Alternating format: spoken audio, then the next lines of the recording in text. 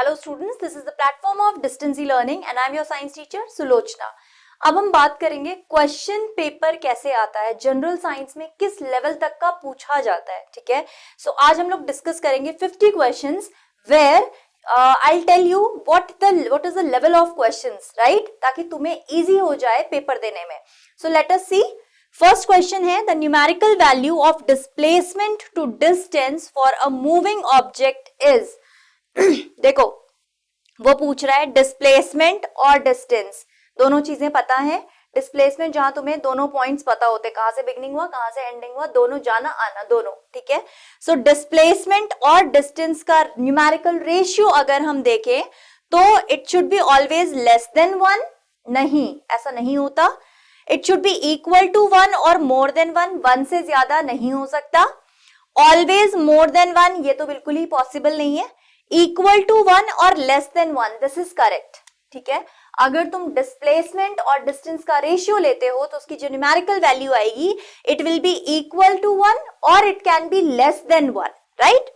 Next, if we release a magnet held in our hand, तुमने magnet लिया छोड़ दिया उसको, it falls to the ground, the force which makes the magnet fall down is an example of कैसा force उसके ऊपर लग रहा है।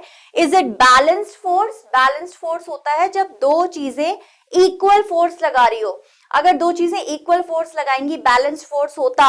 अगर सोचो कि जो अर्थ फोर्स लगा रही है और जिस फोर्स से वो उसके मैग्नेट के पास जो खुद का फोर्स है वो दोनों अगर इक्वल होता तो फिर मैग्नेट कहीं नहीं जाता, मैग्नेट तो बीच में कहीं लटका हुआ होता, ना वो नीचे गिरता ना वो ऊपर होता, है ना। सो बैलेंस करता वो फोर्सेस को, that is wrong. Unbalanced force, unbalanced force तो है बट कौन सा फोर्स अर्थ लगा रही है। So earth is using magnetic force, so our answer will be magnetic force, क्योंकि अर्थ की just wait the force which falls, yes it is magnetic force। Magnetic force क्यों? क्योंकि अर्थ के खुद के पास भी क्या है, मैग्नेटिक फोर्स है। ठीक है, सो वो ग्रेविटेशनल फोर्स और जो मैग्नेटिक फोर्स है मैग्नेट के पास भी है। सो मैग्नेट क्या करेगा, एक दूसरे को अट्रैक्ट कर रहा है। ठीक है, so it is using magnetic force not muscular force. Muscular force तो कैसे भी नहीं लग रहा। ठीक है, सो यस अनबैलेंस्ड फोर्स तो है क्योंकि अर्थ ने जो फोर्स लगाया that is more in comparison to the force which that magnet was applying, right. So it is yes obviously but the best answer will be magnetic force. Then next is a car is moving through a crowded market. एक car crowded market में जा रही है, कैसा motion perform कर रही है car? Is it doing periodic motion? Periodic motion क्या होता है, जो अपने आप को एक रेगुलर इंटरवल ऑफ टाइम के बाद रिपीट कर रहा हो। ऐसा तो कुछ नहीं हो रहा है, यानी फर्स्ट तो रॉन्ग है। ठीक है, यूनिफॉर्म मोशन, यूनिफॉर्म मोशन होता है जब वो सेम ही स्पीड से अगर वो चल रही है then it is uniform motion, but ऐसा तो नहीं होता। जब क्राउड में गाड़ी कहीं चल रही है तो वो यूनिफॉर्म मोशन नहीं करती। ठीक है, एक ही स्पीड से नहीं चल रही होती। ऐसा तो नहीं है ना कि आगे से कोई आए जाए मुझे तो यूनिफॉर्म स्पीड में ही चलना है, it is not possible. So uniform motion तो नहीं कर रही है। Non uniform motion, yes this is correct.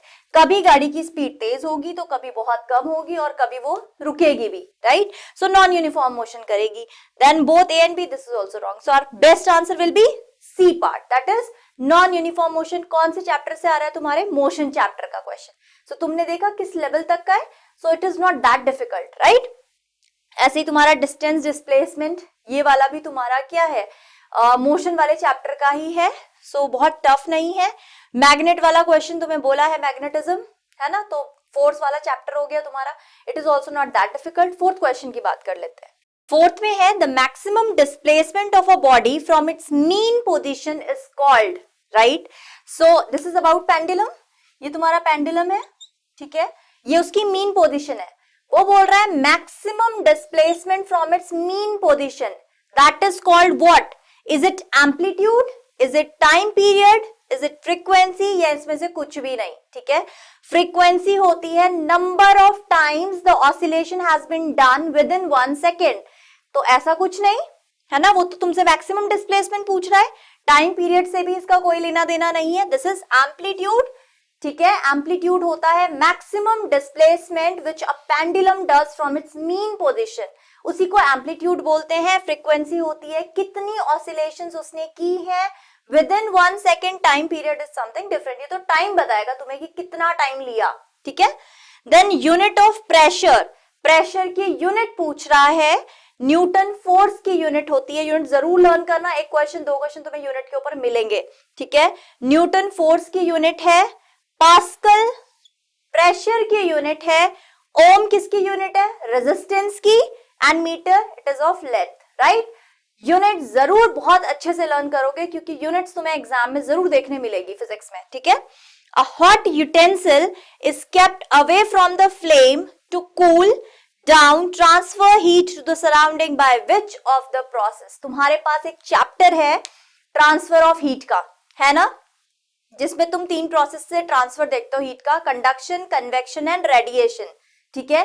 Conduction solids में होता है, जैसे कोई भी गर्म बर्तन हम अगर डायरेक्टली हाथ से पकड़ेंगे तो हमें गर्म लगता है, वो क्यों, क्योंकि उसके जो मॉलिक्यूल्स होते हैं वो एक के बाद दूसरे, दूसरे के बाद तीसरे, ऐसे मॉलिक्यूल ट्रांसफर होता है, उसमें बिल्कुल कांटेक्ट में होती है सारे मॉलिक्यूल, राइट। सो वो कंडक्शन है। कन्वेक्शन लिक्विड्स में होता है और रेडिएशन वहां होता है जहां मीडियम नहीं है। तुमने वेसल उठाया, अलग रख दिया है ठंडा करने, थोड़ी देर के बाद वो ठंडा हो गया, कौन से प्रोसेस से हुआ होगा, इधर फ्रॉम कंडक्शन, कंडक्शन से नहीं, क्योंकि यहाँ पे एयर की बात हो रही है, वो जो गर्मी थी वो गई कहाँ, सराउंडिंग में चली गई ना, तो सराउंडिंग में किसकी हेल्प से गई है, through radiation, not through conduction. ये वाले क्वेश्चन में बच्चे बहुत कंफ्यूजन खाते हैं कि वो कंडक्शन से जा रहा है, कंडक्शन से वो तब जाता अगर वो गर्म बर्तन मैं किसी गर्म बर्तन के अंदर रख देती या ठंडे बर्तन के अंदर रख देती, तब वो कंडक्शन के थ्रू जा रहा होता, ठीक है। क्योंकि वो वहां पे क्या है, दो ऐसे मटेरियल जो एक गर्म है और एक ठंडा है, they are coming in direct contact, वो डायरेक्ट कांटेक्ट में आ रहे हैं, मैटर है, सॉलिड है, ठीक है, तब कंडक्शन है। लेकिन यहाँ पे एक तुम्हारा हो गया सराउंडिंग एयर और दूसरा तुम्हारा सॉलिड है। अब यहां से सराउंडिंग में जब हीट ट्रांसफर होगा that is through radiation, not through conduction, conduction के थ्रू नहीं बल्कि रेडिएशन के थ्रू होता है, ठीक है। अब हम बात करते हैं question number 7। Swimming pools appear shallower than they actually are, it is because of which phenomenon. मतलब स्विमिंग पूल को जब हम ऊपर से देखते हैं तो हमें उसकी गहराई का पता नहीं चलता, उसकी गहराई कम लगती है जब तुम उसमें उतरो। जैसे हम ऊपर से देख रहे हैं तो हमें लग रहा है हमारे इतना इतना पानी होगा, है ना, लेकिन जब तुम उसमें उतरते हो पता चला कि गले तक तो पानी था, है ना। सो ऐसा क्यों होता है कि हमें उसकी ओरिजिनल डेप्थ पता नहीं लगती। So it is because of reflection, no, it is because of refraction, right. Refraction तुमने 8th में भी पढ़ा है, आगे भी पढ़ोगे, ठीक है। सो रिफ्रैक्शन क्या होता है, it is bending of light when light travels through 2 different media, it shows bending of light, जिसकी वजह से हमें ये इल्यूजन होता है, right. Next is which colour of light is dispersed most by the prism. Prism किस colour की light को सबसे ज्यादा डिस्पर्स करता है। Is it yellow color? No. Is it red color? No. Is it green color? No. It's violet color. ठीक है, violet color को सबसे ज्यादा disperse करता है. Then ball bearings and that is because of its wavelength. ठीक है, ball bearing in machines are used to, जो ball bearings होता है वो किसी भी मशीन में हम क्यों लगाते हैं, रीजन क्या है उसका। So we put it to decrease friction. Friction क्या होता है, फ्रिक्शन से भी क्वेश्चन जरूर मिलेगा।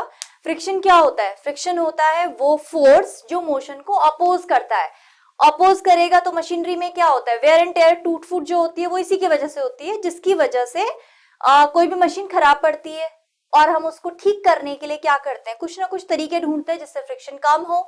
चाहे हम ल्यूब्रिकेशन कर रहे हैं, चाहे हम बॉल बेयरिंग यूज कर रहे हैं, this all is done to reduce friction, कि फ्रिक्शन कम से कम हो, ठीक है। अब हम आ जाते हैं क्वेश्चन नंबर 10 पे। देखो नेक्स्ट क्वेश्चन भी फ्रिक्शन से है।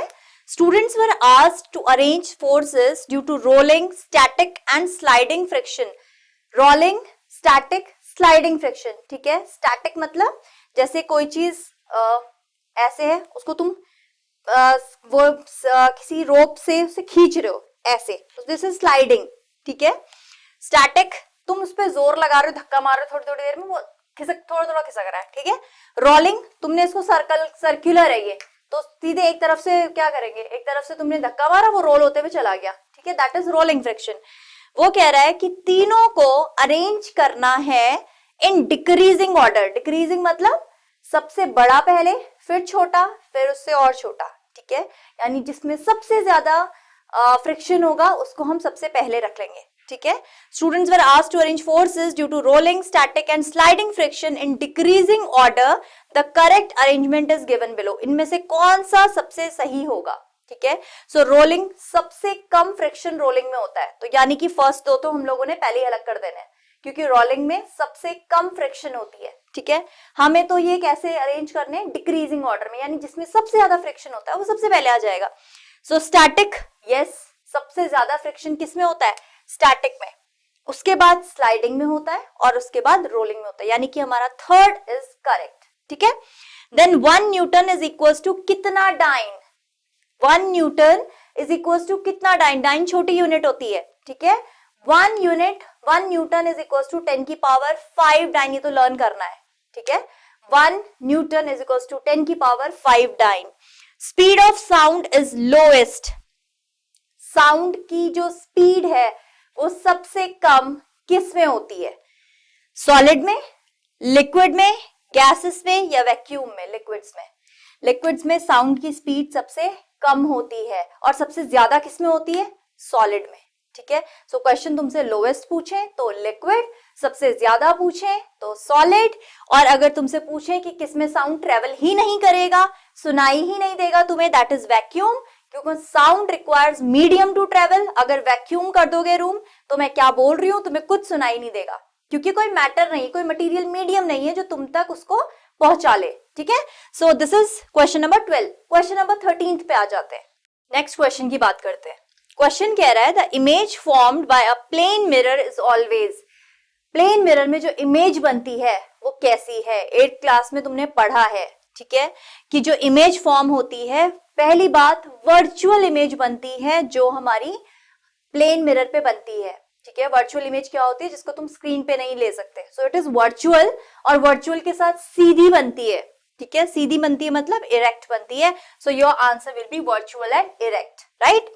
Then seismic focus for earthquake is also known as, जो सिस्मिक फोकस होता है अर्थक्वेक का, उसका दूसरा नाम क्या है, पेरीसेंटर नहीं, इपीसेंटर है, right. It's correct name is epicentre, neither pericentre, radial centre, hypocentre, ये सब कुछ नहीं, इट्स इपीसेंटर। इपीसेंटर होता है जैसे सिस्मिक वेव्स है ना, सिस्मिक वेव्स ओरिजिनेट हुई, अब अर्थ क्रस्ट के ऊपर फोकस होता है, ठीक है, उसके ही ठीक नीचे उसी पॉइंट पे इपीसेंटर होता है, ठीक है। So this is इपीसेंटर।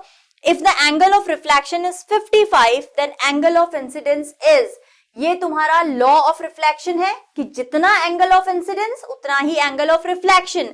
सो अगर तुम्हें एंगल ऑफ रिफ्लेक्शन 55 दिया है, इसका मतलब एंगल ऑफ इंसिडेंस भी 55 रहा होगा, क्योंकि ये तुम्हारा लॉ ऑफ रिफ्लेक्शन है, जितना एंगल ऑफ इंसिडेंस होता है उतना ही एंगल ऑफ रिफ्लेक्शन भी होता है। On passing electric current through solution of electrolyte, the solution experiences, जब हम किसी इलेक्ट्रोलाइट में इलेक्ट्रिसिटी पास कराते हैं तो इलेक्ट्रोलाइट कैसा इफेक्ट, उसको कैसा इफेक्ट दिखता है, ठीक है। सो मैग्नेटिक इफेक्ट नहीं, हीटिंग इफेक्ट नहीं, वो कौन सा इफेक्ट एक्सपीरियंस करेगा, केमिकल इफेक्ट, ठीक है। सो ये भी तुम लोग पढ़ते हो, इसी साल पढ़ा है ना, 7th में तुमने मैग्नेटिक इफेक्ट पढ़ा है, यहाँ पे तुम पढ़ते हो heating effect and chemical effect of electric current. So this is chemical effect of electric current. अब हम बात करेंगे क्वेश्चन नंबर 17। क्वेश्चन कह रहा है which of the following atoms can exist independently.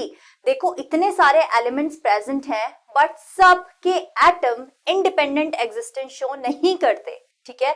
बहुत सारे एलिमेंट्स ऐसे भी हैं जो मॉलिक्यूलर एग्जिस्टेंस शो करते हैं, एटॉमिक एग्जिस्टेंस शो नहीं करते। फॉर एग्जांपल तुमने हाइड्रोजन हमेशा देखा होगा, हम H2 लिखते हैं, राइट, क्योंकि ये इतना हल्का है कि एटॉमिक फॉर्म में एग्जिस्ट नहीं करता। ऐसे हीलियम को हम He लिखते हैं, He2 नहीं लिखते हैं, because it shows independent existence in atomic form. So our answer will be helium. Hydrogen को तुम H2 लिखते हो, ये मॉलिक्यूलर फॉर्म है। ऑक्सीजन को हम O2 लिखते हैं, नाइट्रोजन को हम N2 लिखते हैं। So these are the molecular forms, ये independent existence as atomic form नहीं शो करते, ठीक है, सिर्फ हीलियम शो करता है। The combined mass of proton and neutron in the nucleus of an atom is called its, nucleus में proton और न्यूट्रॉन से मिलके क्या बनता है? तो एटॉमिक नंबर नहीं, atomic number number of electrons का बना है, नंबर ऑफ प्रोटॉन्स का बना है। जितना नंबर ऑफ प्रोटॉन उतना ही एटॉमिक नंबर और उतना ही नंबर ऑफ इलेक्ट्रॉन होता है। मॉलिक्यूलर मास नहीं, molecular number no, it's correct answer is atomic mass. ठीक है, एटम का मास उसके प्रोटॉन और न्यूट्रॉन के मास के इक्वल होता है। Formation of ion is a result of loss और गेन ऑफ। आयन की जो फॉर्मेशन होती है उसमें या तो कोई एटम इलेक्ट्रॉन्स देता है या लेता है। क्या देना और ले रहा है वो? It's electron. ठीक है, प्रोटॉन और न्यूट्रॉन अपनी जगह से नहीं खिसकते क्योंकि वो कहां प्रेजेंट है? बिल्कुल सेंटर में, न्यूक्लियस के पास। सिर्फ इलेक्ट्रॉन जो होते हैं they can move freely from one place to other, वो फ्री मूवमेंट शो करते हैं। सो नंबर ऑफ इलेक्ट्रॉन्स कितना कोई देगा, it will show its cation, और अगर वो लेगा so it will become anion, right. अब हम बात करेंगे क्वेश्चन नंबर 20। नेक्स्ट क्वेश्चन पे आते हैं। क्वेश्चन कह रहा है which of the following is the least reactive metal. Metal non metals का चैप्टर याद है, रिएक्टिविटी सीरीज। ठीक है, सो वो पूछ रहा है इनमें से सबसे कम रिएक्टिव कौन है, जो सबसे कम रिएक्शन करता हो, राइट। सो तुम्हें पता है कि एल्यूमिनियम तो रिएक्टिव होता है, इसको तो तुम हटा ही दो। तीन बचे हमारे पास, गोल्ड, कॉपर और सिल्वर। कॉपर भी आपका इन तीनों के हिसाब से कॉपर भी बहुत रिएक्टिव है। लास्ट बचता है हमारे पास गोल्ड और सिल्वर, राइट।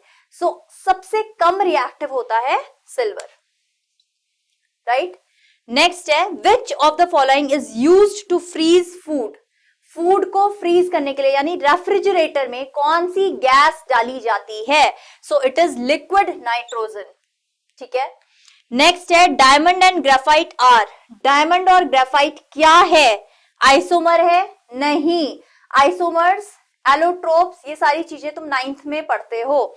ठीक है, आइसोमर नहीं है, आइसोटोप भी नहीं है, एलोट्रोप्स हैं। एलोट्रोप्स का मतलब होता है कि दोनों जैसे जुड़वे भाई होते हैं ना, वैसे है। ठीक है, सो एलोट्रोप्स में क्या होता है? अरेंजमेंट फर्क होता है, दोनों ही कार्बन से बने हैं। कार्बन के जैसे तुम ब्लॉक्स लगाते हो ना, डिफरेंट डिफरेंट अरेंजमेंट करके लगा सकते हैं, अलग अलग स्ट्रक्चर बना सकते हो। ऐसे ही एलोट्रोप्स में क्या होता है, कार्बन तो सेम ही है लेकिन उनका स्ट्रक्चर डिफरेंट होता है। ठीक है, अलग अलग तरीके से लगे हुए होते हैं, सो उसकी वजह से उनकी प्रॉपर्टीज भी चेंज हो जाती हैं। सो डायमंड और ग्रेफाइट एलोट्रोप्स हैं। विच of these can you substitute for glass in Windows. इनमें से किसको हम ग्लास की जगह यूज कर सकते हैं in the window panes, right. So it's answer is Perspex, right. इसको लगाया जाता है instead of glass when we are making the window panes, right? अब हम बात करेंगे क्वेश्चन नंबर 24 की। 24th क्वेश्चन क्या बोल रहा है? Metal A dipped in a salt of metal B। ठीक है, मेटल B का सॉल्ट सॉल्यूशन है। ठीक है, इसके अंदर मेटल B है। मैंने मेटल A को इसमें डिप किया, मैंने इसके अंदर एक मेटल की स्ट्रिप डाली। ठीक है, मेटल A की। नाउ दिस ठीक है, metal B and displace B from the solution. जैसे ही तुमने A डाला B सॉल्यूशन में तो A ने B को डिस्प्लेस किया, डिस्प्लेसमेंट रिएक्शन हो रही है। दिस शोज दैट, इससे हम क्या समझ रहे हैं? A is more reactive than B, A B से ज्यादा रिएक्टिव है। ये बात बिल्कुल सही लग रही है हमें। B is more reactive then A, अगर B A से ज्यादा रिएक्टिव होता तो A B को डिस्प्लेस नहीं कर सकता था। ठीक है, both A and B are equally reactive नहीं, अगर वो इक्वल रिएक्शन भी शो करते तब भी ऐसा नहीं होता कि वो डिस्प्लेस कर पा रहा है। None of these, this is wrong. So our first option is correct that A is more reactive than B, इसीलिए A B को उसके सॉल्ट सॉल्यूशन से डिस्प्लेस कर पा रहा है। Which of these is an electrolyte? इन सब में से कौन इलेक्ट्रोलाइट है जिसमें पॉजिटिव नेगेटिव आयंस हैं, जो इलेक्ट्रिसिटी कंडक्ट कर सकता है? मेटल, मेटल सिर्फ मेटल है, कोई सॉल्यूशन नहीं है उसका, ये कोई इलेक्ट्रिसिटी कंडक्ट नहीं करेगा। या तुम बोलो कि ये कोई इलेक्ट्रोलाइट की तरह काम नहीं करेगा। सुगर सॉल्यूशन, ये भी नहीं है। Pure water containing salt, this is correct, क्योंकि सॉल्ट है तो salt it is having positive and negative ions, break हो जाएगा और वो इलेक्ट्रोलाइट की तरह काम करेगा। Which of the following fuels has highest calorific value? Hydrogen, LPG, petrol, natural gas. इन सब में से किसकी हाईएस्ट कैलोरीफिक वैल्यू है? So it's answer is hydrogen. Hydrogen की कैलोरीफिक वैल्यू बहुत हाई है, बहुत बहुत हाई. ठीक है, अब हम आएंगे क्वेश्चन नंबर 27 में. क्वेश्चन नंबर 27 की बात करते हैं. क्वेश्चन कह रहा है iron is electroplated with dash to protect it from corrosion. इनमें से किस से तुम आयरन को इलेक्ट्रोप्लेट करो कि वो कॉरोजन से खुद को रेसिस्ट कर पाए? राइट. सो टिन, कॉपर, सिल्वर और chromium. So best option is chromium. Right. Iron के व्हीकल्स भी कुछ ऐसे हैं जो आयरन के बने हैं, उसके ऊपर क्रोमियम की प्लेटिंग कर दी जाती है. ठीक है ना. Ozone gas. ओजोन गैस इनमें से कौन सा मॉलिक्यूलर फॉर्म है जिससे हम उसको एक्सप्रेस करते हैं? सो ओ दोनों साइड ब्रैकेट अगर बना है, दिस इज नेसेंट ऑक्सीजन. ये रियलिटी में ऐसे एग्जिस्ट नहीं करता एटमॉस्फेरिक सिचुएशंस में, ये लैबोरेटरी में हम प्रिपेयर करते हैं. देन O2, ये diatomic form, this exist in nature. O3, this is ozone, ये ओजोन है. ठीक है. O4, ये भी एग्जिस्ट नहीं करता. Cod liver oil contains. Cod liver oil के पास vitamin A, vitamin D, omega 3 fatty acids या ऑल ऑफ द अबव. इनमें से क्या चीजें होती है? सो कॉड लिवर ऑयल में विटामिन डी भी है, विटामिन ए भी है, ओमेगा 3 फैटी एसिड भी होता है.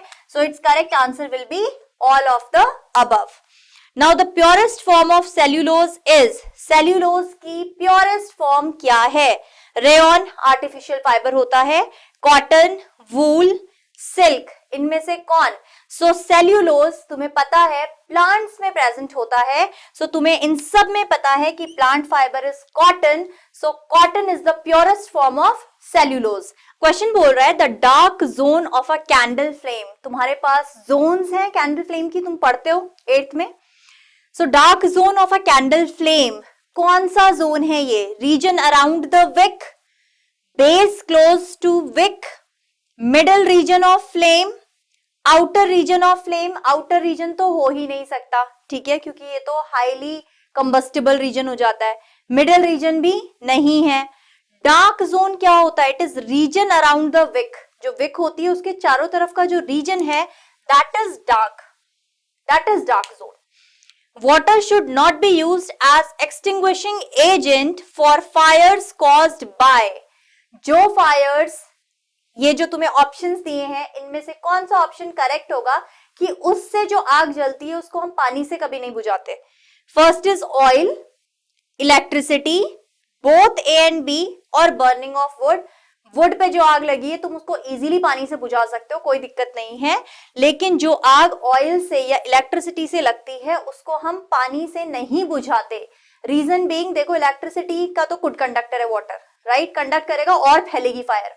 और अगर ऑयल से आग लग गई है तो क्या होगा? अगर तुम पानी डालोगे तो वो ऑयल से तो और फ्लूइडिटी मिल जाएगी उसको, वो और फैलेगी, right. So your correct answer will be both A and B. अब क्वेश्चन नंबर 33 की बात. 33 is a denitrifying bacteria. Denitrifying bacteria, ये याद रखना, नाइट्रीफाइंग है या डीनाइट्रीफाइंग है. It is a denitrifying bacteria. इनमें से कौन है? Pseudomonas, pseudopodia. सूडोपोडिया तो बैक्टीरिया होता ही नहीं है. सूडोपोडिया तो क्या है? ये अमीबा के फॉल्स फीट होते हैं. ठीक है. Nitrosomonas, Nitrobacter. तो नाइट्रोबैक्टर, नाइट्रोसोमोनास, ये तो नाइट्रोजन फिक्सेशन करते हैं, राइट. डीनाइट्रिफिकेशन कौन करता है? मतलब नाइट्रोजन को वापस सॉइल में कौन डालेगा, नाइट्रोजन में कौन निकालेगा, नाइट्रेट, नाइट्रेट को कौन तोड़ेगा? So it is pseudomonas, right. So denitrifying bacteria जो नाइट्रोजन में कन्वर्ट कर दे नाइट्राइट, नाइट्राइट को, और जो नाइट्रिफिकेशन करते हैं वो क्या करते हैं? वो नाइट्रेट, नाइट्राइट की फॉर्म में फिक्स कर देते हैं. ठीक है, नाइट्रोजन को. Conversion of ammonia into nitrate is called. Ammonia का फिक्सेशन नाइट्रेट की फॉर्म में जो होता है उसको कौन सा प्रोसेस कहते हैं? What is the name? Is it nitrification? नहीं, नाइट्रिफिकेशन में अमोनिया नहीं है. Ammonification, yes, this is the correct option. Ammonification कहा जाता है अमोनिया को नाइट्रेट्स में फिक्स करने को. Then the cell wall of a plant cell is made up of. Plant की जो सेल वॉल होती है, प्लांट सेल की जो सेल वॉल होती है वो किसकी बनी हुई होती है? That is made up of cellulose, right. Which of these are found as both? और अगर तुमसे ये पूछे कि सेल्यूलोज क्या है, कार्बोहाइड्रेट, प्रोटीन, फैट क्या है ये, so cellulose is carbohydrate, complex form होती है कार्बोहाइड्रेट की. Now which of these are found as both unicellular and multicellular organism? इनमें से कौन यूनिसेल्यूलर और मल्टीसेल्यूलर दोनों में ही मिलता है? कौन सा ऑर्गेनिज्म ऐसा है जो यूनिसेल्यूलर भी है और मल्टीसेल्यूलर भी है? Is it bacteria? नहीं. Virus? No. Protozoa? No. It's correct answer is algae. Right, algae unicellular भी होता है लाइक क्लेमाइडोमोनास, और ये कॉलोनीज में भी रहता है. हम एल्गी खा भी सकते हैं, क्लोरेला है ना, देन वॉलबॉक्स, ये सब कॉलोनीज में रहते हैं. राइट नाउ एक चीज और यहाँ पे, अगर तुमसे पूछें इन माइक्रो ऑर्गेनिजम्स में कौन ऐसा है जो ना ही लिविंग है और ना ही नॉन लिविंग है, मतलब कि वो दोनों में ही एग्जिस्ट करता है अपनी life cycle, so it is virus. Virus को ना ही हम लिविंग कहते हैं ना ही हम नॉन लिविंग कहते हैं. ये जब तक बॉडी के बाहर होता है इट इज नॉन लिविंग, जैसे ही होस्ट बॉडी के अंदर एंटर कर जाता है इट इज लिविंग, सारे फंक्शन शुरू कर देता है. ठीक है, वायरस को तुम क्रिस्टलाइज कर सकते हो, तो हम किसी भी लिविंग ऑर्गेनिज्म को क्रिस्टलाइज नहीं कर सकते, लेकिन वायरस को हम क्रिस्टलाइज भी कर सकते हैं. ठीक है, दिस इज द रीजन कि हम वायरस को ना ही लिविंग लेते हैं ना ही नॉन लिविंग, ये बीच में है उनके, ना पूरी तरह से लिविंग होता है ना पूरी तरह से नॉन लिविंग होता है. And this is the reason कि जो वायरल डिजीजेस होती हैं वो सबसे ज्यादा डेंजरस होती हैं. ठीक है, so it is question number 36. question number 37 की बात कर ले. when a disease causing microbe enters into our body, defense system produce. जब भी कोई माइक्रोब बॉडी के अंदर एंटर करता है तो तुम्हारा इम्यून सिस्टम एक्टिवेट होता है, और वो क्या प्रोडक्शन होती है, किस चीज को प्रोड्यूस करता है against that antigen. Is it antigen? Antigen तो बोलते हैं माइक्रोब को ही. एंटीबॉडीज? यस, हम क्या बोलते हैं उसको? एंटीबॉडीज. कोई भी फॉरेन पार्टिकल जो तुम्हारी बॉडी के अंदर एंटर करता है उसको हम एंटीजन बोलते हैं. उसके अगेंस्ट तुम्हारा इम्यून सिस्टम क्या प्रोड्यूस कराता है? एंटीबॉडीज. एंटीबायोटिक्स क्या होती हैं? These are those bacterias which help in fighting against diseases, तुम्हें हेल्प कराता है. ठीक है, the human foetus remains connected with the mother's blood circulation through. Human blood circulation के साथ, मतलब फीमेल का जो ब्लड सर्कुलेशन है उसके साथ फीटस को कौन सी चीज कनेक्ट करती है? Is it oviduct? नहीं, ओविडक्ट तो फैलोपियन ट्यूब है ना. Is it fimbriae? फिम्बरी भी नहीं. फिम्बरी क्या होता है? जहां से ओविडक्ट और ओवरी जो होती है वो कनेक्ट होती है. फिम्बरी जो फिम्बर लाइक स्ट्रक्चर होता है. Umbilical cord? This is correct. Right, umbilical cord ही वो चीज है जिसके साथ जो क्या करता है, जितना भी गैसियस एक्सचेंज है या ह्यूमन ब्लड के साथ, जो मदर के ब्लड के साथ बच्चा कनेक्ट होता है.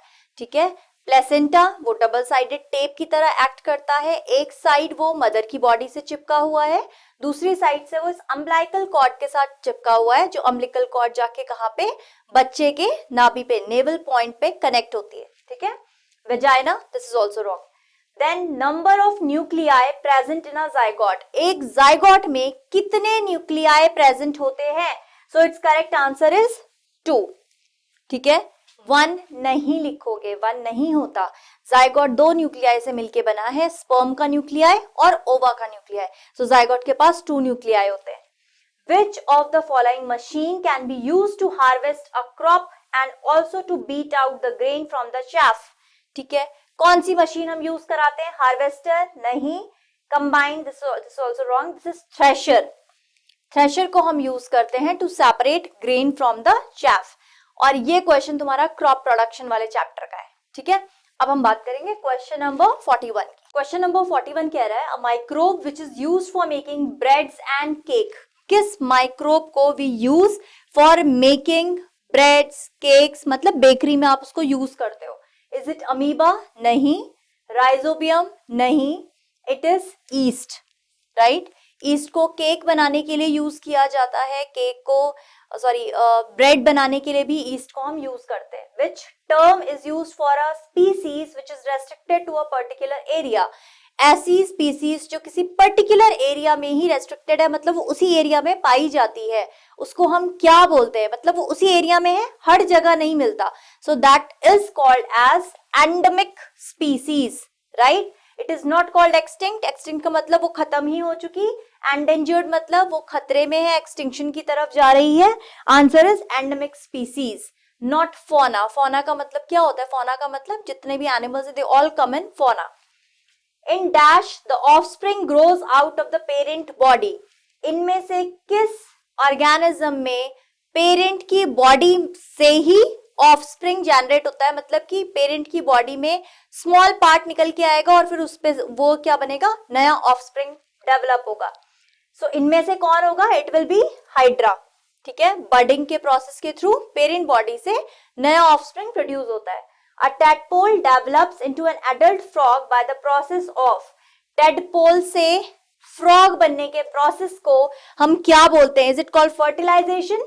Is it called embedding? नहीं. Budding, wrong. Its answer is metamorphosis. Metamorphosis वो प्रोसेस है जिसके through tadpole different phases cross करते हुए बाद में वो बिल्कुल एडल्ट फ्रॉग की तरह दिखने लगता है. This is called metamorphosis. Now we will come on question number 45. Next question पे आते हैं. नेक्स्ट क्वेश्चन कह रहा है which of these is not a secondary sexual characteristic. Secondary sexual characteristic कब अपीयर होती है? When a child enters puberty, right? So increase in height ये दिखाई देती है. वॉइस चेंज भी ऑब्जर्व होता है. Hair growth on the body, that is also correct. Colour complexion, colour complexion कोई ऐसा कैरेक्टर नहीं है जो सेकेंडरी सेक्सुअल कैरेक्टर है, पहले नहीं था अब हो रहा है. So that is secondary sexual character. So colour complexion उसमें नहीं आता. The biggest animal cell is, biggest पूछा है, biggest animal cell is ova, right? Not nerve cell. Nerve cell longest है. आ रही है बात समझ में? अगर तुमसे बिगेस्ट एनिमल सेल पूछ रहे हैं सो इट इज ओवा. अगर तुमसे वो लॉन्गेस्ट एनिमल सेल या ह्यूमन सेल पूछता है so it is nerve cell, right? Then the entire content of a living cell is known as. जितना कुछ सेल के अंदर प्रेजेंट है उस सबको एक साथ क्या बोला जाता है? Do we call it nucleoplasm? No. Nucleoplasm का मतलब होता है न्यूक्लियस के अंदर जितनी चीजें प्रेजेंट है, चाहे वो तुम्हारा जो न्यूक्लियोलस होता है वो है या क्रोमैटिन मटेरियल, सब कुछ मिला के जो कुछ है दैट इज न्यूक्लियोप्लाज्म. अगर हम बोल रहे हैं साइटोप्लाज्म तो जो न्यूक्लियस को छोड़ के बाकी सारी चीजें हैं दैट कम्स इन साइटोप्लाज्म, चाहे वो सेल ऑर्गेनल्स हैं, चाहे वो साइटोसोल है, सब. अगर प्रोटोप्लाज्म बोल रहे हैं सो प्रोटोप्लाज्म मींस सेल के अंदर जितना कंपोनेंट है, चाहे वो न्यूक्लियोप्लाज्म है चाहे वो साइटोप्लाज्म है, सब मिलके किस में आ जाते हैं? प्रोटोप्लाज्म में. Now we will come on question number 48. Question कह रहा है the device used for converting mechanical energy into electrical energy is called. कौन सा डिवाइस मैकेनिकल एनर्जी को इलेक्ट्रिकल एनर्जी में कन्वर्ट करता है? Is it cell? नहीं. सेल में केमिकल एनर्जी इलेक्ट्रिकल एनर्जी में कन्वर्ट होती है. Dynamo, it is correct. यहाँ पे मैकेनिकल एनर्जी इलेक्ट्रिकल एनर्जी में कन्वर्ट हो जाती है. What is the source of electric current in an artificial satellite? जो artificial satellite होती है उसमें इलेक्ट्रिक करंट का सोर्स क्या है? यहाँ से तो हम इलेक्ट्रिक करंट उसको नहीं भेज रहे, उसको सोर्स क्या है?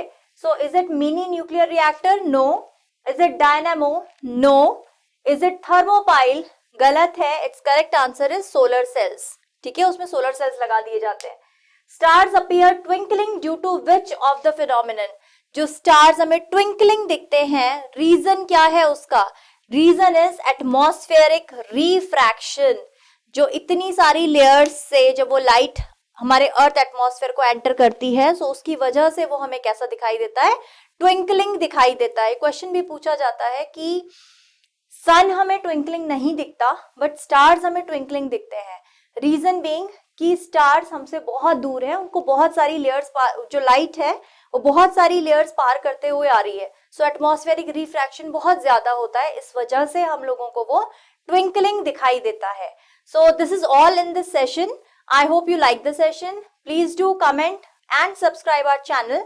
In the next coming video, I'll share with you one of the question paper जो already आया हुआ है पेपर RIMC के टेस्ट एग्जाम्स में. So हम लोग एक पेपर लेके डिस्कस करेंगे ताकि तुम्हें और अच्छे से आइडिया आ जाए. So thank you and have a nice day. Please do comment and subscribe.